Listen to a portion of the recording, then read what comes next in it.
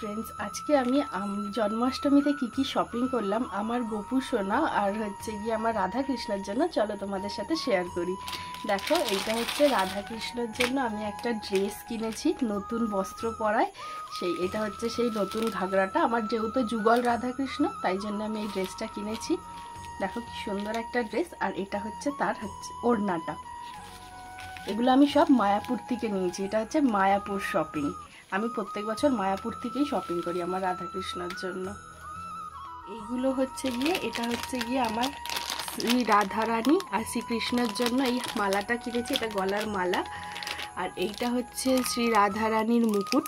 দেখো কি সুন্দর দেখতে, তোমাদের একটু বার করেও দেখাই। এই দেখো, এই মুকুটটা কি দারুণ দেখতে না। এই মুকুটটা আমি নিয়েছি শ্রী রাধারানীর জন্য।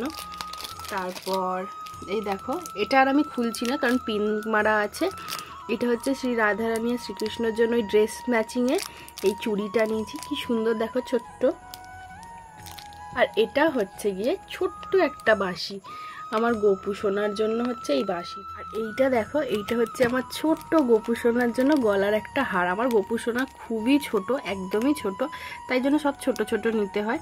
এটা হচ্ছে আমার গোপু সোনার জন্য হার। দেখো বন্ধুরা, এটা হচ্ছে গিয়ে আমার শ্রীকৃষ্ণর মুকুট। এটাও আমি মায়াপুর থেকে নিয়েছি। কি সুন্দর দারুণ মুকুটটা দেখো।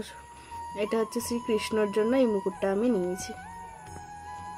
দুপাশে দুটো ঝুড়ি আছে, এরকম ভাবে মাথায় বসবে, জিনিসটা এইরকম হবে। এখানে ফুল আছে, স্টোন ওয়ার্ক করা আছে পুরোটা। দেখো, এইটা হচ্ছে গিয়ে আমার গোপু সোনা আর শ্রীকৃষ্ণের আয়না। তাদেরকে শৃঙ্গার করিয়ে তাদের মুখ দেখানোর জন্য কেমন লাগছে, এইটা হচ্ছে তাদের জন্য এই আয়নাটা নিয়েছি আমি। আয়নাটা ওই 30 টাকা মতো নিয়েছে।